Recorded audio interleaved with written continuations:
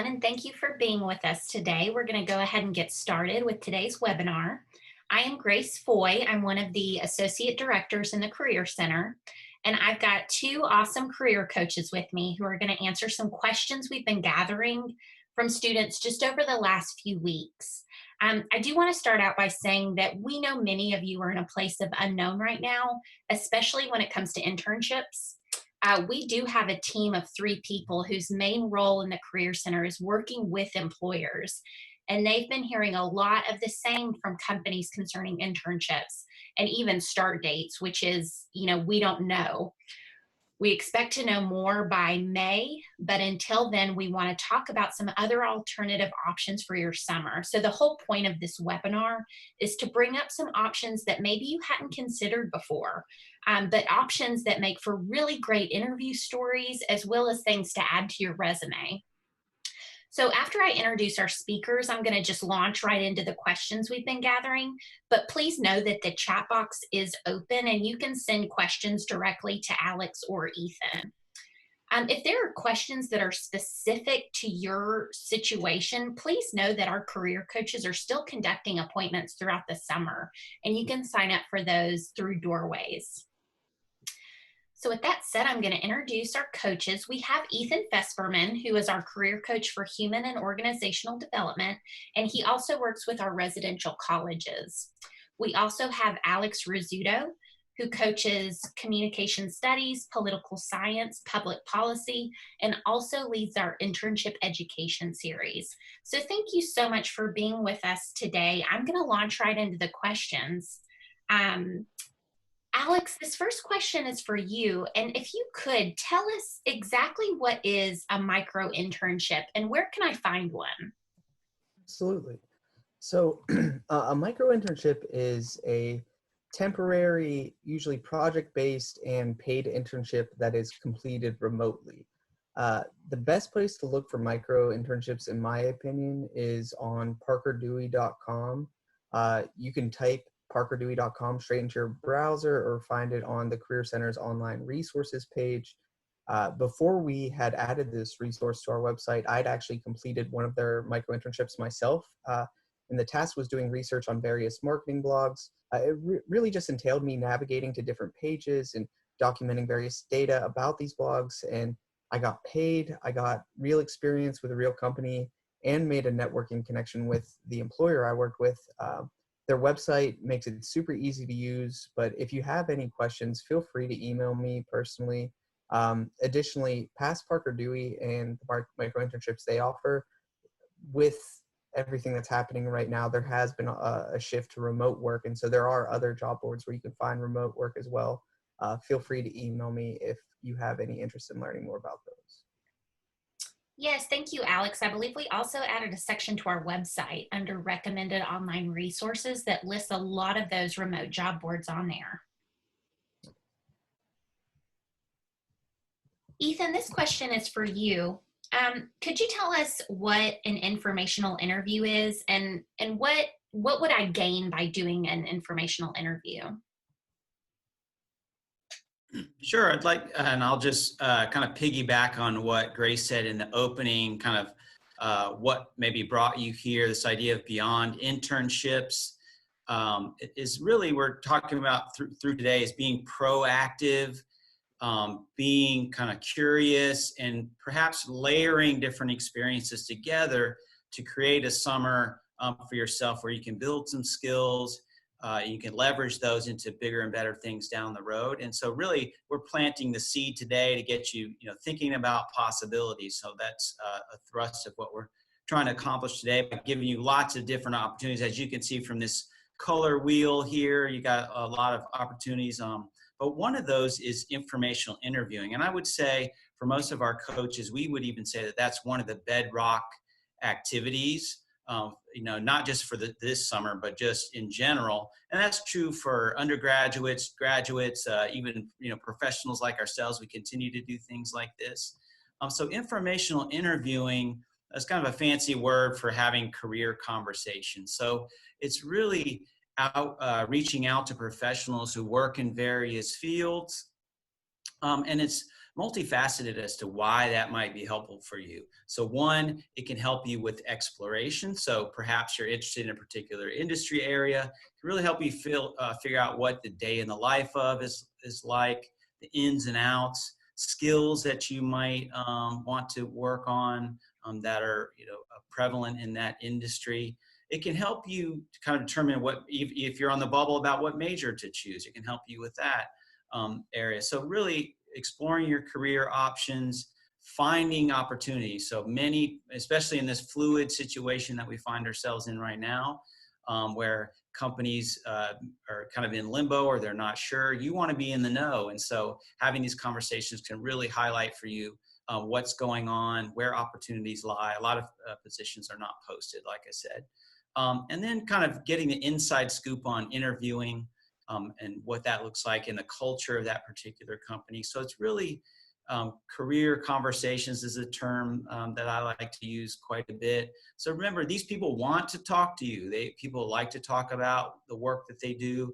They want to be helpful and have an undergrad reach out to them and talk to them about their career pathway. So it's in my estimation, it's a win-win. There's really no downside to informational interviewing. Other than that initial fear of kind of the outreach.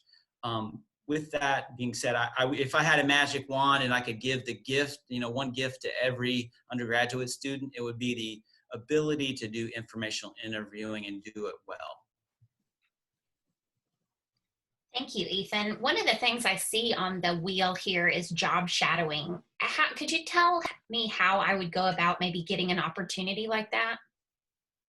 Sure, there's kind of a couple of different ways to go at job shadowing. So you might have a formal job shadow, like like our health advisory office does, where it's a formal process where you can go hang out at the medical center and follow medical professionals to see what kind of, again, day in the life of. Maybe it's a half day or a week, something like that. So job shadowing typically is going to be, it might be an hour to half a day or multiple days, but it's really just an opportunity to come follow somebody around, so literally shadow them and see what their work life is like. Usually, you're not going to do as much direct ask as I would recommend. Maybe doing what we were just talking about with the informational interviewing. Do that first. Develop a little bit of rapport. And then, it's totally professionally acceptable to say, I really appreciated the info that you gave me. Would it be possible for me to come into your office and just kind of see what this looks like, or shadow? They may even offer that to you as well. So it's low stakes and high reward. So it's really that, and your career coach can help set that up, kind of the informal one, and then like I said, Med Center does a more formal. Thanks, Ethan. Alex, this is a question for you. Is it okay for me to work at my usual part-time job this summer? Yes, of course it is. I think money is important, whether you need it during those summer months or if you're just saving up for the school year. My advice for students who want to work their usual job back home during the summer is to think about the career you're trying to pursue. Analyze your workplace in terms of what skills you could build there that really relate to your chosen career. Speak with your supervisor about taking on additional responsibilities that align with those of the career you're interested in working in. For example, I've had students who were interested in marketing and were able to speak with their supervisor about the social media presence of their restaurant or different things like that. And however, I must say that my advice regarding that summer job may alter a little bit depending on your individual situation and what experiences you've had, what class year you are. For example, if you were a junior studying biomedical engineering, but your only experiences are working retail, I may urge you to more aggressively seek out an internship or research experience or remote work of some sort that more closely aligns with your eventual vocation. Thank you, Alex. Ethan, could you tell me about if employers really do care about volunteering? Yeah. So again, you can't emphasize this enough on the chat we're having today. is it really is about intentionality. So what we want you to take away from this conversation today is be creative, think outside the box, but you're going to bring a level of intentionality to it and some research. And so, kind of piggybacking on what Alex was just saying, let's say marketing is an area that you're really interested in. As a career coach, we would ask you to kind of first identify what are the skills within marketing that are valuable, or that, that there are kind of go-to skill sets within that industry. And then you kind of build your Beyond Internship summer plan from there. So with that being said, if we looked at this idea of, certainly volunteering, service work, shows well on a resume and an interview, we're just going to say tweak it a little bit and perhaps look at bringing some career focus or industry focus to that. So just as an example, let's just say that you are a student, kind of interested, as Alex said, interested in marketing, and you see that you've been invested in blood drives in your hometown in the past, perhaps approaching them and saying, I'd love to work on a project where I, not only help with the blood drive, but do work on my marketing skills. I'm learning that in school right now. It's an area of interest. So you're going to be proactive and intentional and kind of approaching them, not only to do the good work that they do. So for instance, if you're a computer science major, maybe you practice your programming skills by building a website for a nonprofit youth group that you've been involved with. So you can be creative. So today we're less focused on service or volunteer work for the sake of that. So while, that is great. So we're really seeking those transferable skills that you can develop in this service or volunteer area, and then even more targeted to where you perhaps want to go. So yes, absolutely, service volunteer work is awesome. We're just saying you can shape it. Awesome, thank you. This question is to either one of you. What is the benefit of taking courses online during my summer? Yeah, I can take that one, Ethan. I'd say the biggest benefit of taking a course during the summer is the amount of time you're able to focus in on that individual course. During the school year, students are balancing assignments and exams for multiple courses, as well as leadership roles in organizations, and also just trying to have fun and enjoy college. And so having that extra time to prepare and having that extra mind space to focus in on the subject may ultimately increase the quality of your grade. All the while, you're decreasing how many courses you'll have to take during the usual fall, spring semesters, making those semesters that much easier as well. But outside of taking courses in the higher education setting, like for your curriculum, I also encourage you to take advantage of other online course offerings. With this pandemic and everything, I've seen discounts on a number of different educational services, including Udemy, spelled udemy.com, which has lessons on truly everything, I feel like, as well as from the folks at Adobe who make softwares like Illustrator, InDesign, and Photoshop. I've seen heavily discounted courses for them. And I've even seen discounted, and actually I believe this one is free, courses at Fender Guitar. So take advantage of these while you're practicing your social distancing at home. We all seem to have a little bit more time than usual. So what better time than now? And I would add with that kind of non-credit bearing online coursework, there's a lot of places you can go to seek out some of that. It doesn't have to be for credit to reflect it on your resume or in an interview setting. And you're going to kind of see that theme throughout today, is that really setting up your own learning program. And so this could fit into that very nicely. So for instance, project management is a particular skill that cuts across a lot of different industries as something that's of value. And so let's say you take a non-credit course in project management. You complete that, you put that on your LinkedIn profile or on your resume, and you have this thing that you could talk about in live interviews where you recognize, hey, I know you guys value project management. I took this course on Coursera. I learned a lot in how to, manage a project. And so again, we're fitting all these different pieces together. So it's not just a singular experience. Great, thank you both. Ethan, I have a project in mind that I'd like to complete myself. It doesn't require any supervision or anything of that nature. Do you think that would be a worthwhile use of my summer? Yeah, so this is an interesting one, and I think more and more students are going to be, unfortunately for where we are with the pandemic, we're going to be kind of forced to think about it in this way. But I think once you get going, and hopefully when you leave here today, that you'll really get fired up about possibilities. So more and more employers, even when we weren't involved with this pandemic, we would have career fairs. And if you talk to employers kind of off the record a little bit, they would say, you know what, we really ask students and value what they do outside of class. So in class, those are required, and so they're really saying, well, what do you do outside of class? What are the things that you've built? What have you created? Why they ask that is they want to kind of see you in action and demonstrating skills. And so this idea of an individual project, I think, is great. So it maybe takes some thought, and again, your career coach can help you frame that out. But it's like you almost might call these professional side projects. So if it's building an app for something or a marketing plan, or I approach a firm and say I'd love to create a white paper, policy paper, something like that. So there's a lot of ways that you can go about it.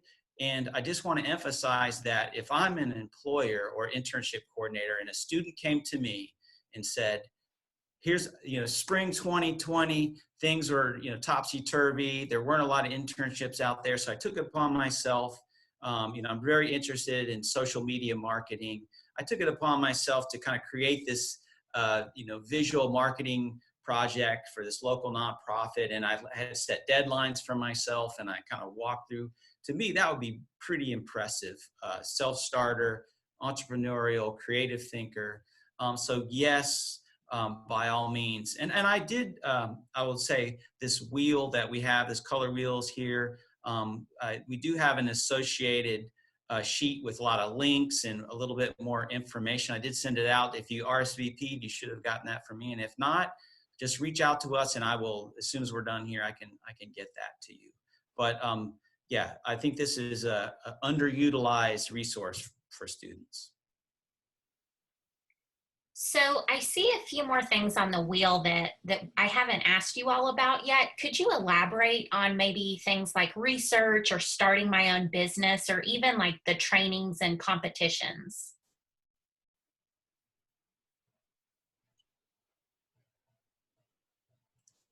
You're on mute, Alex. Sorry about that. So yeah, I can talk about the professional development conferences, workshops, trainings, and certifications and whatnot. What I would encourage students to do, and this is something honestly, most of you are going to have to do eventually anyway, is look up the professional associations that align with your major or industry. If you go to our Explore Industries page on our website, we actually have recommended professional associations for a number of different industries listed on there. So I would definitely take advantage of that. Alternatively, you could always just Google and see what are the professional associations that align with biomedical engineering or whatever your field may be. And while the in-person conferences, workshops, and trainings are likely on hold for the summer, many of these associations are offering online workshops, and you could also start identifying fellow members by joining these professional associations and using that connection of belonging to the same association as a method of, hi, could I speak with you to hold an informational interview, as we're both members of X organization. Everyone else is stuck at home too, so I'm sure they'd be welcome to a new face and a new conversation. And I'll add to about professional associations that they often will have a student section of our student chapter, student resources. So, I'll just, as an example, within human resources, there's the Association for Training and Development. And they have a student section. and usually it's very cheap for a student to join these professional associations as well. And they'll have kind of like, you want to become a training developer, you want to become an X, and they'll give you like the inside scoop on, skills that are valuable or steps, grad programs or certifications. So again, another underutilized resource in my opinion for a lot of students. So the savvy student who was attending today is going to be like, okay, let's dive in on the professional associations. I'll say just the couple that you mentioned, Grace, were like start a business. So it doesn't even have to be a full blown kind of thing. It could be, I had a student that I worked with who did cooking classes in her kitchen for young people in her neighborhood, and then did for the past couple summers go back and build. That wasn't the only thing that she did, but she kind of layered these experiences. So it could be a class, it could be building an app, so starting that business again.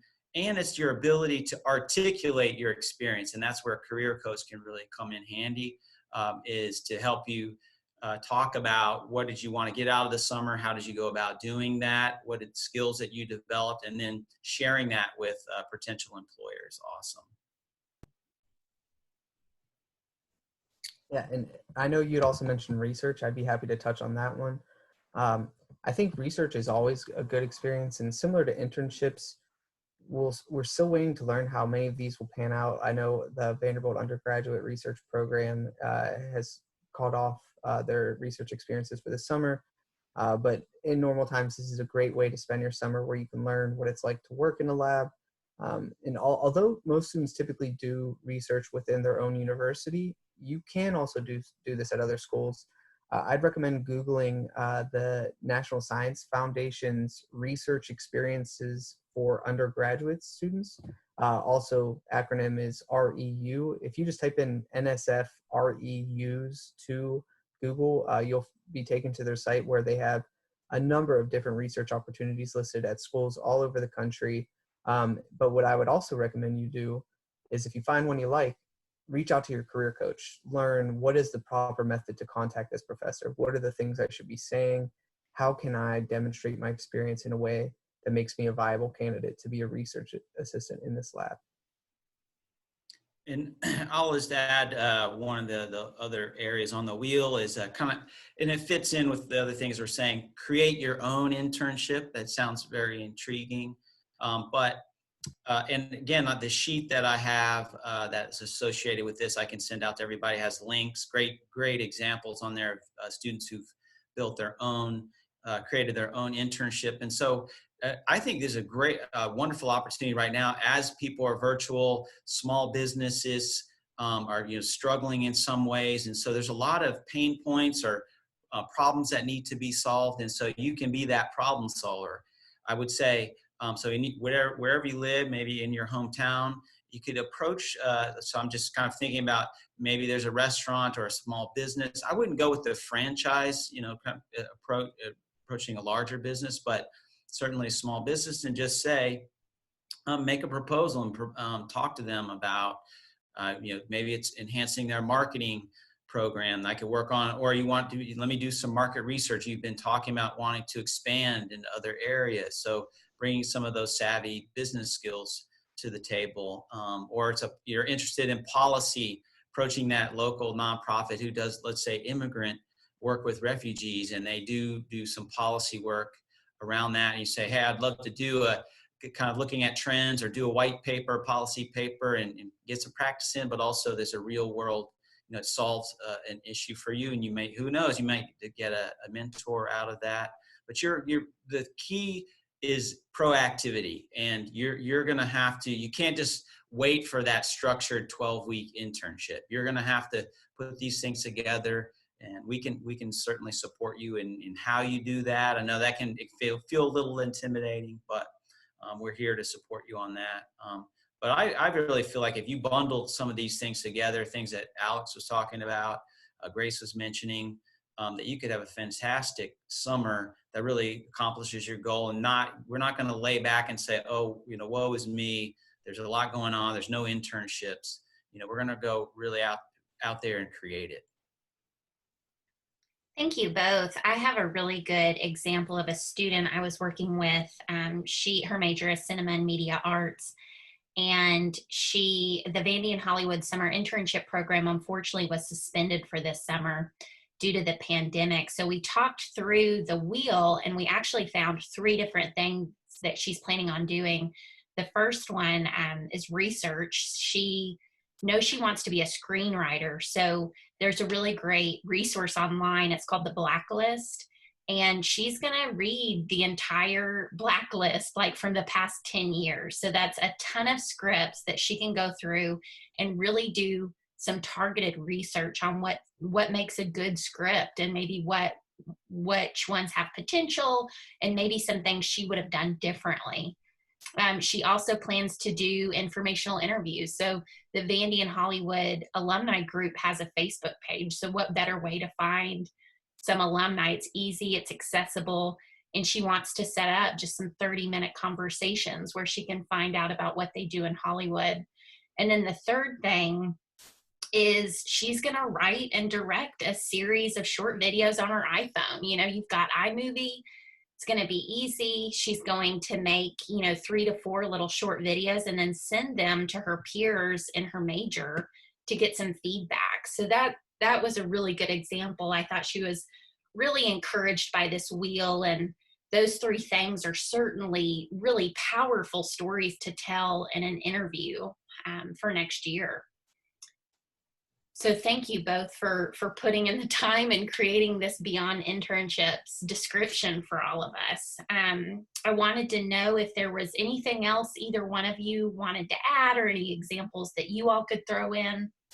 I would just plug, you mentioned kind of reading. I think sometimes you were like, oh, that doesn't count. But let's just say, like you said, you set a goal for yourself.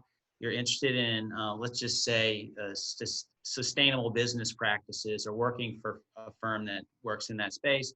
Maybe you find the best, top 20 books in that area.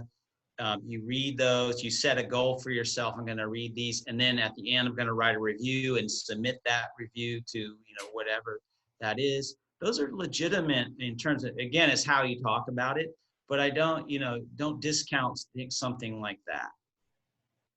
And if I were to add anything, I would just say to sort of re-emphasize informational interviews.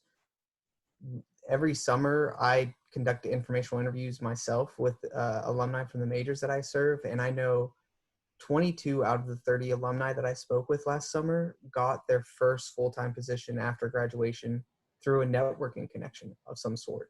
And so that's, I think, really just goes to emphasize how important networking is. And informational interviewing is networking.